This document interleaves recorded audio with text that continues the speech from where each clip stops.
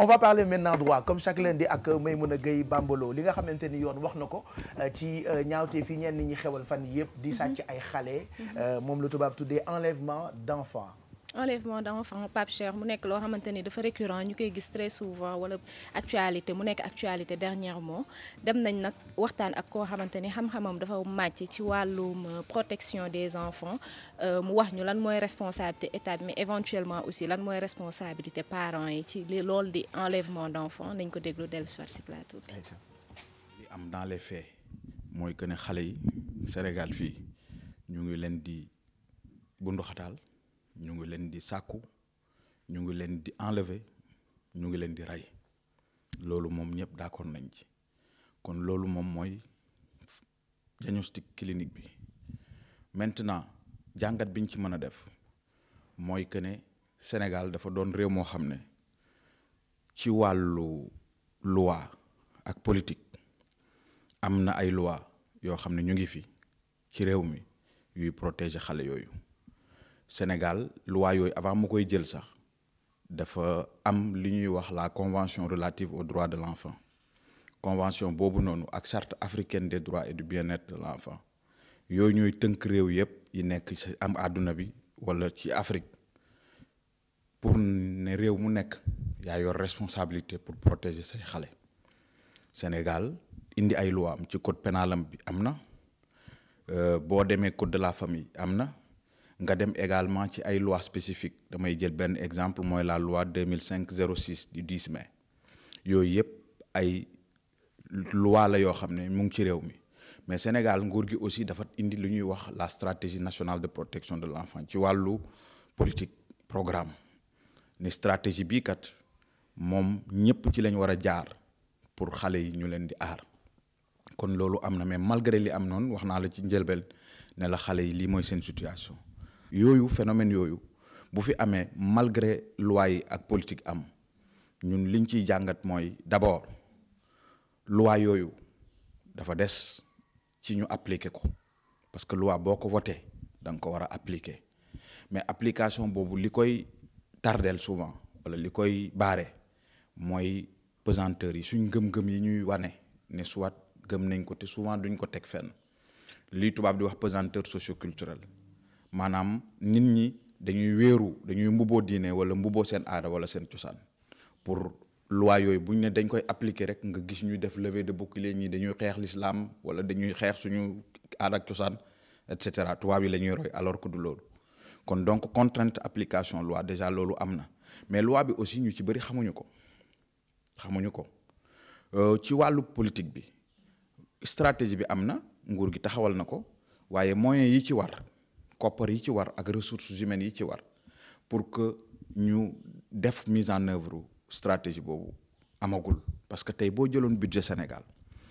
tey li ñuy wax boo jëlee téeméeri dërëm bu nekk lañ ci jagleel xale yi pour aar leen matul genn wàll 15 matu ko xam nga loolu kon doy na waar donc foofu mu ñëw kooku mooy état bi mais parents yi seen responsabilité ak communauté bi boobu moo ci gën a doy waar sax parce que état bi def na ay jéego taxawal lii am na ay contraintes mais parent bi nga xam ne tey dafa jur doomam muy yaay di bàyyi surtout bàyyi nag parce que dañu nekk ci société boo xam ne góor gi moom mooy élif souvent donc yaay ji bu bëggee dara sax bu góor gi d'accordul du sotti donc parents yi ñoom ñaar la ñuy jël mais surtout ñu gën a incriminer papa yi mooy que ne doom soo ko juree d'abord avant muy juddu sax war nañu def suivi yaay ji.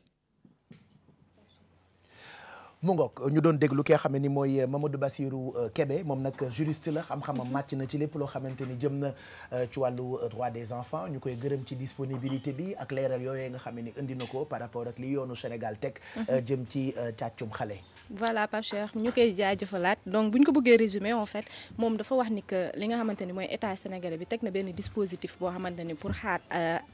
aar ñi nga xamante ni ñoom ñooy xale yi et que am na benn convention boo xamante ni dafa lalu ci stratégie nationale de protection des enfants boobu aussi dañ ko gën a doolelaat pour li nga xamante ni mooy xale yi ñu mun leen aar maintenant ñoom li ñuy nakarlu mooy ni que booy xool budget Sénégal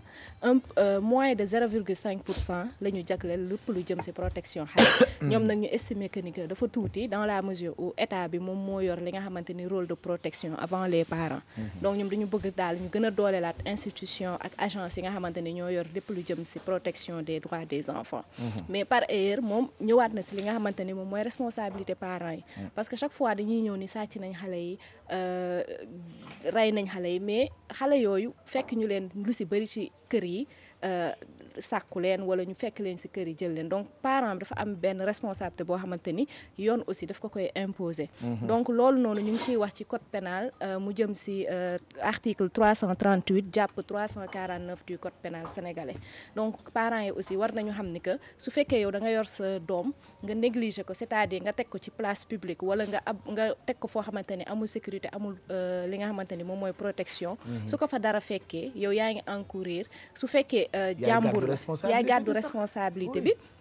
mais déjà su fekkee yow parent direct nga c'est-à-dire ascendant muy papa yaay wala koo xamante ni dafa yor li nga xamante ni moom mooy autorité xale bi moom dafay encourir de 5 à 10 ans de prison donc su fekkee nag yow nekkoo xale nit koo xamante nga lié par exemple mu nekk nunu bi wala mu nekk koo xamante ni seen dëkkandoo la nga jox nga dénk ko xale bi kooku dafay encourir li nga xamante ni mooy 2 ba 5 ans maintenant su fekkee nag xale bi dafa dem ba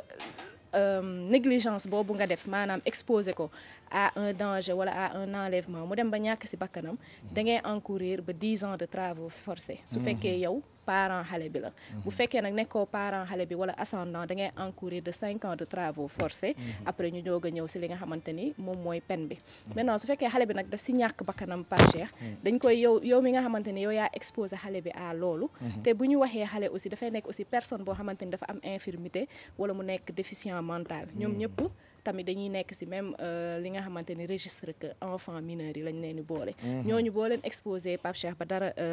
dal leen ci en même temps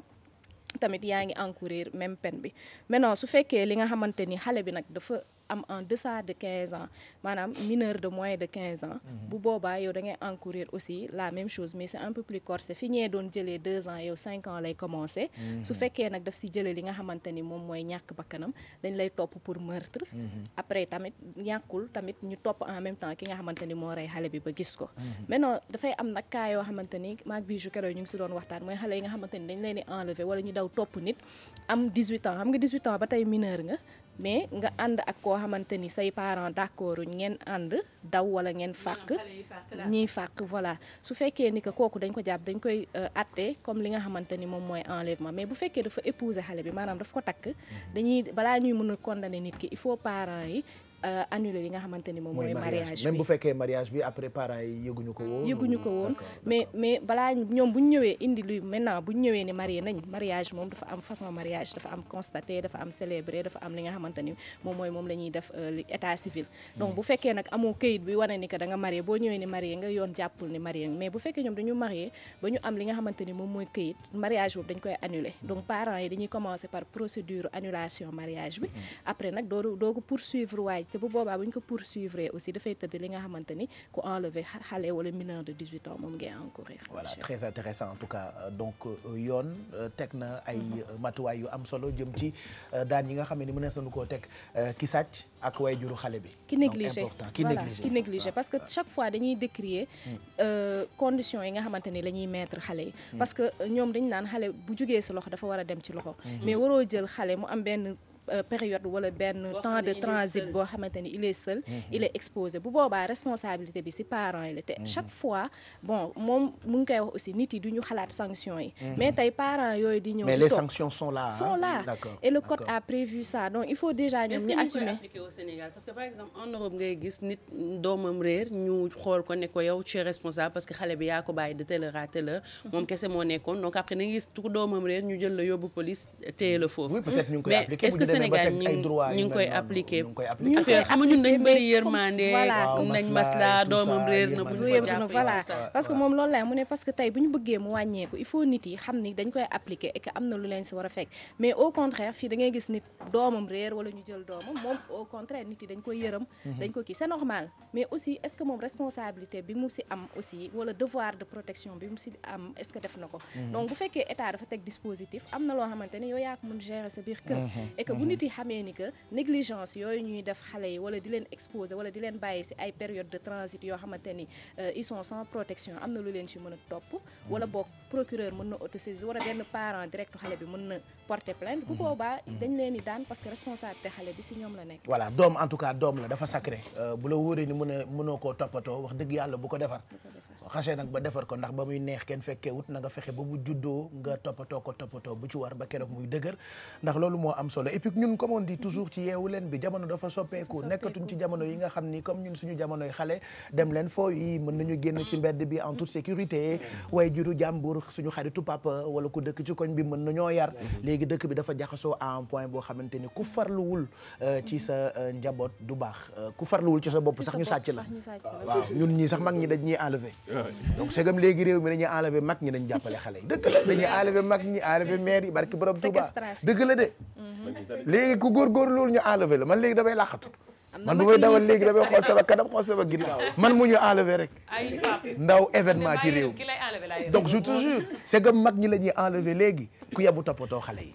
comme disait Adjatou Xaar Mbay xale yi ku leen juróon yërëm leen doom nag boo ko juree segam budul yoon sax ca kanamu yàlla daf lay laaj ana càmm gi ma la joxoon ndax toppatoo nga ko waajur mën na cee dem safara waxatuma la ak ay daan yoo xamante ni mën nañ la ko teg ci àdduna merci en tout cas Maïmouna saa yoo indee alerte rek mu jur yu bëri ci réew mi donc espérons que waajur yi ñun ñi daañu gën a farlu ci suñuy doom des fois dañuy lakkale sax xale yi mais quand même ñu xam ne ñoo leen jur quoi c'est ça l'essentiel c'est ça ils n'ont pas demandé à naître quand tu vois xale yi nekk ci mbedd bi surtout ak seddaay bi sa yaram dafay daw donc voilà tu te dis ana ñi leen jur ana seen papa yi ana seen yaay yi vraiment ñëpp a koy naqarlu c'est grave c'est grave c'est grave dafa am ay pesanteurs yoo xamante ni c'est peut-être grave mooy noyé li nga xamante ni mooy cadre juridique bi muy religion bi di coutume bi di culture bi ak gëm-gëm yi waaw gëm-gëm dafa am lu bëri lu ko ëmb loo xamante ni pour xeex loolu dafay xaw a difficile tuuti en tout cas ñu ngi lay gërëm bu baax gërëm tamit Mamadou Bassirou Kébé moom nag juriste la spécialiste la ci wàllu droit des enfants